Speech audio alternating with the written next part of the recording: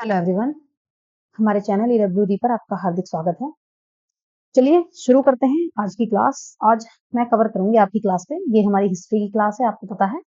और हिस्ट्री की इस क्लास में हम कवर कर रहे हैं आपकी कंप्लीट हिस्ट्री। ठीक है, कंप्लीट हिस्ट्री इसमें कवर होगी। और चलिए आज की क्लास देखते हैं, शुरू करते हैं। अच्छा, ये जो क्लास है आपकी, इसमें एमसीक्यू क्वेश्चंस नहीं है, ये जो है आपकी थ्योरेटिकल क्लास है।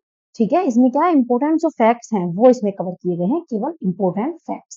ठीक है, इसमें जो आपको इंपॉर्टेंट लगता है आप उसे नोट करते चले। आपके एग्जाम के लिए बहुत ही इंपॉर्टेंट जो फैक्ट्स हैं केवल वही हमने कवर किए हैं, मीन्स जो एग्जाम के परिप्रेक्ष्य से बिल्कुल महत्वपूर्ण है। चलिए, तो आज हम कवर करेंगे आपकी इस क्लास में जैन धर्म यानी जैनिज्म। ठीक है, जैन धर्म को आज हम कवर करने वाले हैं। तो चलिए जैन धर्म के बारे में थोड़ा सा पढ़ लेते हैं। तो देखिए, आपको पता है जैन धर्म के जो संस्थापक हैं और प्रथम तीर्थंकर वो कौन थे? वो थे ऋषभदेव। तो जैन धर्म के जो संस्थापक हैं वो ऋषभदेव। ठीक है, ये एग्जाम में बहुत बार पूछा गया क्वेश्चन है, इसमें कंफ्यूज नहीं होना है। तो जैन धर्म के जो ये तीर्थंकर हैं, इनके आपको पता है ये 24 तीर्थंकर हुए हैं इसमें। और स्थापना की है, जो संस्थापक रहे हैं वो रहे हैं ऋषभदेव। चलिए, तो जैन धर्म के 23वें तीर्थंकर की बात कर लेते हैं। 23वें तीर्थंकर जो थे वो थे पार्श्वनाथ। ये कहाँ के थे? ये काशी के जो इक्ष्वाकु वंशीय राजा थे अश्वसेन, उनके ये पुत्र थे। और इन्होंने 30 साल की अवस्था में संन्यास ले लिया था। इन्होंने जो शिक्षा दी थी, इंग्लिश वाले भी अपनी कवर करते रहे। ठीक है, इनकी शिक्षाएं क्या थी? हिंसा ना करना, सदा सत्य बोलना, चोरी ना करना, संपत्ति ना रखना। आपको पता है जैन धर्म के ये कुछ रूल्स हैं, ये लोग इन्हें बड़ी सख्ताई से फॉलो करते हैं। ठीक है, जैन धर्म के जो लोग जैन धर्म को मानते हैं वो जैन धर्म के नियमों का पूरी तल्लीनता से बिल्कुल जो इनके नियम हैं ये उसी प्रकार इन्हें फॉलो भी करते हैं। ठीक है, अच्छा, अब ये थे 23वें तीर्थंकर पार्श्वनाथ जो थे। अब बात करते हैं जैन धर्म के 24वें तीर्थंकर कौन थे। तो देखिए, जो महावीर स्वामी हैं वो जैन धर्म के 24वें तीर्थंकर हुए हैं। ठीक है, और इनके बाद कोई तीर्थंकर नहीं हुए हैं जैन धर्म में। तो जो अंतिम है, जो 24वें हैं, वो कौन है? महावीर स्वामी। तो महावीर स्वामी के बारे में आपको थोड़ा सा पता होना चाहिए कि जो इनका जन्म है वो 540 ईसा पूर्व में कहाँ हुआ था? कुंडलवन वैशाली में हुआ था। इनके पिता जो थे सिद्धार्थ थे, और वो कौन थे? वो ज्ञात्रक कुल के सरदार थे। ठीक है, इनके पिता का नाम सिद्धार्थ था, ज्ञात्रक कुल के ये सरदार थे। और इनकी जो माता थी, ये दरअसल एक अच्छे परिवार से आते थे, और इनकी माता का नाम था त्रिशला। ये कौन थी? लिच्छवी के जो राजा थे चेटक, उनकी बहन थी। ठीक है, चलिए देख लेते हैं महावीर की पत्नी का नाम क्या था। इनकी पत्नी का नाम था यशोदा और पुत्री का नाम था अनुजा प्रियदर्शनी। और महावीर के बचपन का नाम क्या था? महावीर के बचपन का नाम था वर्धमान। 30 वर्ष की आयु में ही इनके माता पिता की मृत्यु के पश्चात अपने बड़े भाई नंदीवर्धन से अनुमति लेकर इन्होंने संन्यास जीवन को स्वीकार कर लिया था। ठीक है, चलिए अब इनके बारे में थोड़ा सा जान लेते हैं। 12 वर्षों की जो कठिन तपस्या है उसके बाद महावीर को जो है वो ज्ञान की प्राप्ति हुई थी। और ज्ञान की प्राप्ति इन्हें कहाँ हुई थी? वो हुई थी इन्हें जृंभिक जो है उसके समीप ऋजुपालिका नदी के तट पर साल वृक्ष के नीचे तपस्या करते हुए इन्हें ज्ञान की प्राप्ति हुई थी।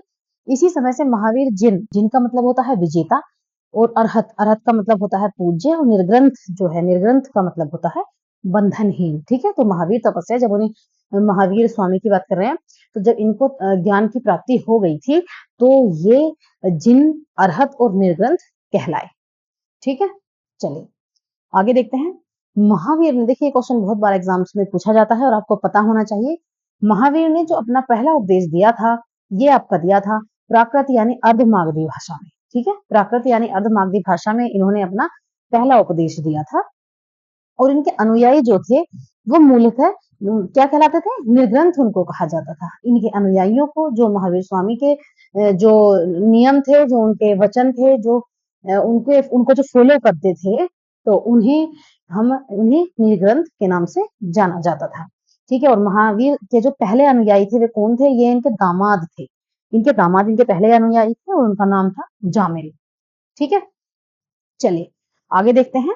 प्रथम जैन भिक्षुणी जो थी वो थी नरेश दधिवाहन की पुत्री चंपा।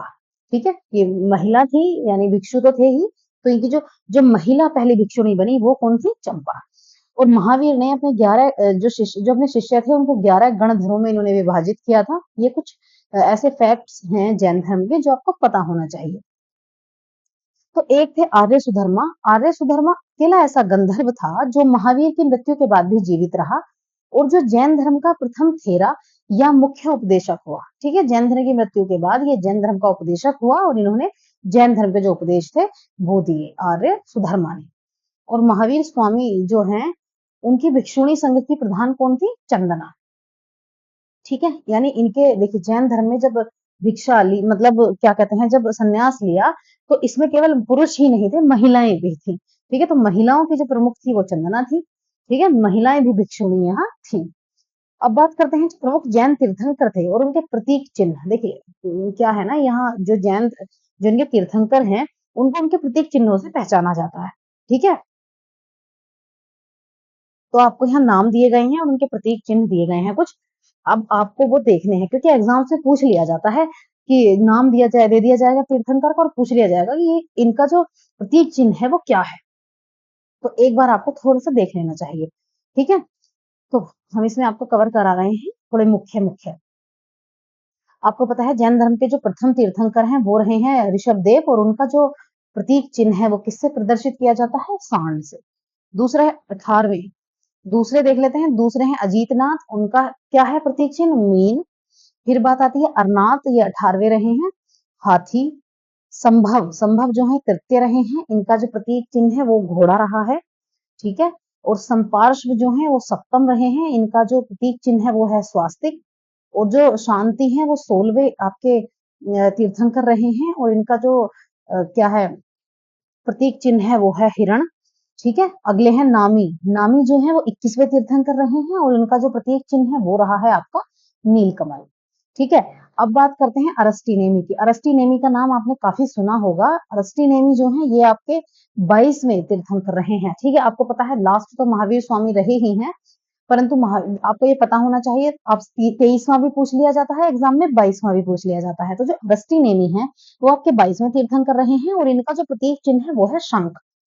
पार्श्व की बात कर लेते हैं, जो पार्श्व हैं ये है 23वें तीर्थंकर और इनका जो प्रतीक चिन्ह है वो रहा है सर्प। महावीर स्वामी की बात करते हैं, आपको पता है ये 24वें तीर्थंकर हैं जैन धर्म के और इनका जो प्रतीक चिन्ह है वो है सिंह। ठीक है, एग्जाम्स में आपसे ऐसे भी दिया जा सकता है कि 4 प्रतीक चिन्ह दे देंगे आपको, सपोज करो ये चारों प्रतीक चिन्ह आपको दे दिए गए और आपसे पूछा गया, आपके सामने नाम दे देंगे, एक नाम गलत कर देंगे और बताइए, मैच करवा लेंगे या आपसे पूछ लेंगे ये किसका प्रतीक चिन्ह है। ठीक है, तो आपको क्या है ये पता होना चाहिए। अब देखिए जो 2 जैन तीर्थंकर हैं ऋषभदेव और अरस्टी नेमी, इनके नामों का उल्लेख ऋग्वेद में भी मिलता है। अब देख लीजिए ये जो जो 2 जैन तीर्थंकर हैं, तो ये भगवान ऋषभदेव और क्या कहते हैं अरस्टी नेमी जो हैं, इनके नामों का उल्लेख आपको ऋग्वेद से भी मिल जाता है। ठीक है, अरस्टी नेमी जो हैं इनको तो भगवान कृष्ण का निकट संबंधी माना जाता है। ऐसा माना गया है कि जो अरस्टी नेमी है वो भगवान कृष्ण के निकटतम रहे हैं। ठीक है, चलिए आगे देखते हैं। लगभग 300 ईसा पूर्व में मगध में क्या हुआ था? देखिए क्या कहते हैं, बहुत इंपॉर्टेंट फैक्ट है ये, आप जान लें। 300 ईसा पूर्व क्या हुआ था? मगध में 12 वर्षों का एक भीषण अकाल पड़ा था, वो भी 12 वर्षों के लिए। ठीक है, तो देखिए कितना लोगों ने सहा होगा यहाँ जब यहाँ ये अकाल पड़ा 12 वर्षों के लिए। ठीक है, एक मिनट जरा हम इसे अपनी स्लाइड पर ले आते हैं। हाँ, तो 12 वर्षों का जो भीषण अकाल पड़ा, इसमें क्या हुआ था, भद्रबाहु जो यहाँ थे इन्होंने अपने शिष्यों को लेकर ये कर्नाटक चले गए क्योंकि यहाँ अकाल पड़ गया था मगध में। तो भद्रबाहु ने क्या किया, अपने शिष्यों को लेकर ये कर्नाटक चले गए क्योंकि वहां ठीक यहाँ अकाल वाले क्षेत्र को छोड़कर ये चले गए। किंतु जो स्थूलभद्र थे इन्होंने क्या किया, ये मगध में ही रुक गए। ठीक है, अकाल वाला जो बिल्कुल कठिन समय था वो इन्होंने झेला। इन्होंने उस स्थान को ये छोड़कर नहीं गए। इन्होंने कहा कि मगध को हमारी आवश्यकता है और ये मगध को छोड़कर नहीं गए। तो क्या हुआ, जैन धर्म में मतभेद हो गया और जैन धर्म यहाँ से 2 हिस्सों में बट गया था। ठीक है, अब हम आगे इसके बारे में पढ़ेंगे। तो भद्रबाहु जो कर्नाटक चले गए थे अपने शिष्यों को लेकर, ये वापस लौटे और इन्होंने मगध के साधुओं से क्या हुआ, उस समय मतभेद होना ही था क्योंकि जब अकाल पड़ा, काल के समय में ये वहां की परिस्थितियों से ना लड़कर ये वहां से चले गए कर्नाटक, क्योंकि कर्नाटक में सब सही था और यहाँ मगध में अकाल पड़ा हुआ था। परंतु जो स्थूलभद्र थे वो मगध में ही थे। जब अभद्रबाहु लौट कर आते हैं तो इन दोनों में आपस में मतभेद हो जाता है, जिसके परिणाम स्वरूप आपको पता है जैन धर्म दो हिस्सों में बट गया। एक को तो हम कहते हैं श्वेत आंबर और एक को हम कहते हैं दिगंबर। ठीक है, अब श्वेतांबर और दिगंबर का क्या मतलब है? ठीक है, देखिए जो श्वेतांबर है यानी जो स्थूलभद्र है, स्थूलभद्र कौन से हैं? वो हैं जो मगध में ही रुक गए थे। ठीक है, अकाल के समय में जो मगध में ही रुके थे स्थूलभद्र वे, और उनके शिष्य को हम श्वेतांबर के नाम से जानते हैं। श्वेतांबर का मतलब होता है सफेद वस्त्र धारण करने वाले यानी श्वेत वस्त्र धारण करने वाले। तो ये तो हुए आपके स्थूलभद्र के शिष्य। और जो भद्रबाहु के शिष्य थे जो कर्नाटक चले गए थे, जब ये वापस आए तो इनमें जो मतभेद हुआ ही था ये कहलाए दिगंबर। दिगंबर यानी नग्न रहने वाले। ठीक है, तो इन्होंने कपड़ों का भी त्याग कर दिया। अब यहाँ से जैन धर्म अच्छा खासा जो चला आ रहा था, नियम इनके वही है, सब कुछ वही है, परंतु यहाँ से ये दो हिस्सों में बट गए, श्वेतांबर और दिगंबर। जो श्वेतांबर हो गए वो आपको पता है स्थूलभद्र और उनके शिष्य, और जो दिगंबर है वो भद्रबाहु और उनके शिष्य कहलाए। ठीक है, चलिए अब हम कुछ जैन संगीतियां देख लेते हैं। ठीक है, संगीति हुई इनके कौन से वर्ष में, कहाँ मतलब इनके अध्यक्ष कौन थे? तो जो हमारी पहली जो संगीति है, जो पहली जैन संगीति हमारी हुई, हमारी ये जैन संगीति हुई 300 ईसा पूर्व में। ये कहाँ हुई? ये हुई हमारी पाटलिपुत्र में। और इसके अध्यक्ष कौन थे? इसके अध्यक्ष थे स्थूलभद्र। देखिए एग्जाम्स में एक क्वेश्चन जैन संगीतियों से लग जाता है, आपको पता होना चाहिए। ठीक है, तो जो जैन संगीतियां हैं ये पहली जैन संगीति कहाँ कब हुई? ये हुई 300 ईसा पूर्व में। कहाँ हुई? पाटलिपुत्र में। अध्यक्ष कौन थे? स्थूलभद्र। अब बात करते हैं दूसरी जैन संगीति की। दूसरी जैन संगीति कब हुई? 512 ईस्वी में हुई। कहाँ हुई? वल्लभी गुजरात में ये हुई। और इसके जो अध्यक्ष थे वो थे क्षमा श्रवण। ठीक है, क्षमा श्रवण इसके अध्यक्ष हुए। चलिए अब आगे देखते हैं जैन धर्म। जैन धर्म के त्रिरत्न है। देखिए जो सबसे इंपॉर्टेंट है वो जैन धर्म के त्रिरत्न हैं। इन्हीं को जैन धर्म पूरी सख्ताई से पूरे नियम से पालन करता है। तो जैन धर्म के त्रिरत्न कौन कौन से हैं? सम्यक दर्शन, सम्यक ज्ञान और तीसरा है सम्यक आचरण। ये इसे पूरी तरह से फॉलो करते हैं। ठीक है, चलिए त्रिरत्न के अनुशीलन में क्या है? 5 महाव्रत हैं जिनका पालन करना आवश्यक है। देखिए ये जो त्रिरत्न है उन्हीं के फॉलो अप में है। इसमें 5 महाव्रत बताए गए हैं जैन धर्म के। ठीक है, तो 5 जो महाव्रत बताए गए हैं वो कौन कौन से हैं? वो हैं अहिंसा, सत्यवचन, अस्तेय, अपरिग्रह और ब्रह्मचर्य। ठीक है, ये 5 महाव्रत हैं जो त्रिरत्न के जो महाव्रत हैं इनका पालन करना जैन धर्म में अनिवार्य है। अब बात करते हैं जैन धर्म में 4 वर बताए गए हैं। कौन कौन से हैं? सबसे पहले शिक्षा, अन्न, चिकित्सा और आवास। इसका जो सिद्धांत है इसे लोकप्रिय बनाने में इन्होंने मदद करी जैन धर्म को। ठीक है, तो कौन से वर हैं? शिक्षा, अन्न, चिकित्सा और आवास। यानी एक इंसान की जो बेसिक नीड्स हैं उन्हें पूरी तरह फॉलो अप करते हुए चलते हैं। ठीक है, अब देखिए सबसे बड़ी बात, जो जैन धर्म है इसमें ये ईश्वर को नहीं मानते हैं। यहाँ ईश्वर की कोई मान्यता नहीं है। ये लोग आत्मा को मानते हैं। ठीक है, और ये क्या मानते हैं? जो व्यक्ति है यदि कोई मरता है तो उसका पुनर्जन्म निश्चित है। ठीक है, ये और जैन धर्म में क्या है? आत्मा की मान्यता है। और जो महावीर हैं इन्होंने क्या माना था कि पुनर्जन्म और कर्मवाद में ये विश्वास करते थे। ठीक है, चलिए आगे हम चलते हैं जैन धर्म में। तो जैन धर्म के जो क्या है सप्तभंगी ज्ञान के अन्य नाम हैं वो हैं स्यादवाद व अनेकांतवाद। जैन धर्म ने अपने जो आध्यात्मिक विचार हैं उनको कहाँ से ग्रहण किया है? सांख्य दर्शन से। आपको पता है हमारे दर्शन में बहुत कुछ लिखा हुआ है। तो जैन धर्म ने जो अपने आध्यात्मिक विचार हैं ये कहाँ से लिए? ये सांख्य दर्शन से लिए हैं। और जैन धर्म मानने वाले कुछ राजा भी रहे हैं। जो कौन कौन थे? जैसे कि उदयन, वंदराजा, चंद्रगुप्त मौर्य, कलिंग नरेश जो खारवेल थे, राष्ट्रकूट, राजा अमोघवर्ष और चंदेल। ये वो शासक थे जिन्होंने जैन धर्म को स्वीकार किया था। ठीक है, जो जैन धर्म को मानते थे। चलिए अब आगे जानते हैं। तो देखिए जो मैसूर के गंग वंश के जो मंत्री थे और चामुंड के प्रोत्साहन से कर्नाटक के श्रवण बेलगोला में 10वीं शताब्दी के मध्य में एक विशाल बाहुबली की मूर्ति जिसे हम गोमतेश्वर की मूर्ति कहते हैं उसका निर्माण किया गया था। आपको पता है ये जो प्रतिमा है अब तक की ये सबसे बहुत बड़ी प्रतिमा के रूप में जानी जाती है। आपने सुना भी होगा, पढ़ा भी होगा। तो ये कहाँ स्थित है? कर्नाटक के श्रवणबेलगोला में ये स्थित।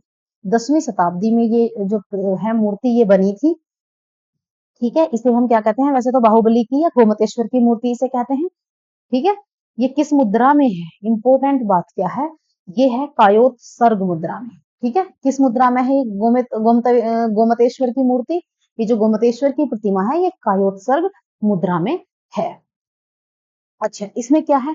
इसमें क्या है? महावीर जो है तपस्या की इस मुद्रा में है और इसे चारों तरफ के देखिए, ये मूर्ति देखिए, ये चारों तरफ से के वातावरण से अनभिज्ञ है और ऐसा बताया गया है इस मूर्ति में कि इनके पैरों में सांप लिपटे हुए हैं, चींटियों ने घरोंदे बना लिए हैं मिट्टी के। 18 मीटर ऊंची ये मूर्ति है और एक ही चट्टान को काटकर ये बनाई गई है। ठीक है, खजुराहो में जैन मंदिर का निर्माण किसने करवाया? चंदेल शासकों ने। अब देखिए, अब आपको जो मैंने बताया है एक बार इसमें देख लीजिए मूर्ति में।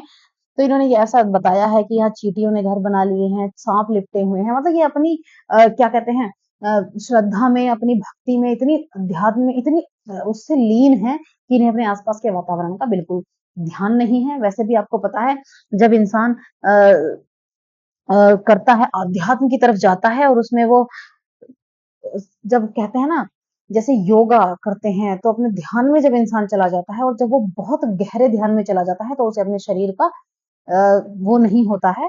आपने देखा होगा जो हमारे साधु संत जो तपस्या करते आए हैं, जब वो तपस्या में लीन हो जाते थे तो वो वर्षों-वर्षों तक तपस्या करते रहते थे। ये एक तरह का योग है, यानी कि जो साधना है योग से कहीं परे है, बहुत आगे जाकर ये होती है। ठीक है, चलिए आगे चलते हैं। बात करते हैं कि मौर्योत्तर युग में जो मथुरा है वो जैन धर्म का प्रसिद्ध केंद्र था। ठीक है, मौर्योत्तर युग की बात हो रही है तो मथुरा था इस समय जैन धर्म का प्रसिद्ध केंद्र। और मथुरा कला का जो संबंध है वो किससे है? जैन धर्म से है। ठीक है, और जो जैन तीर्थंकर थे उनकी जीवनी भद्रबाहु द्वारा रचित जो कल्पसूत्र है, कल्पसूत्र किसने लिखी है? भद्रबाहु ने। भद्रबाहु कौन से थे? भद्रबाहु वही हैं जिन्होंने जो कर्नाटक चले गए थे। ठीक है, जिन्होंने वस्त्रों का त्याग कर दिया था, तो कल्पसूत्र इन्होंने ही लिखी है। अब आगे देखते हैं, 72 वर्ष की आयु में क्या हुआ था? महावीर के को निर्वाण प्राप्त हुआ। ठीक है, यहाँ महावीर की मृत्यु हुई 468 ईसा पूर्व में। कहाँ? बिहार राज्य के पावापुरी, जो राजगीर में है। तो बिहार राज्य का जो पावापुरी है वहां इनकी मृत्यु हुई 72 वर्ष की आयु में। ठीक है, और क्या है कि जो मल्ल राजा सस्तीपाल है उसके राज प्रसाद में महावीर स्वामी को निर्वाण प्राप्त हुआ था। ठीक है, तो चलिए आपकी आज की क्लास में हम इतना ही कवर करते हैं। ये हमारी हिस्ट्री की वो क्लास है जिसमें हम आपकी कंप्लीट हिस्ट्री कवर करेंगे और ये आप थ्योरेटिकल क्लास है। ठीक है, थ्योरेटिकल क्लास है, इसमें हम कंप्लीट हिस्ट्री कवर करने वाले हैं। इसमें जो भी आपको इंपॉर्टेंट फैक्ट्स लगते हैं उन्हें आप कवर करते चलें। तो चलिए अब आपको मिलते हैं हम आपकी नेक्स्ट क्लास में। Thanks for watching.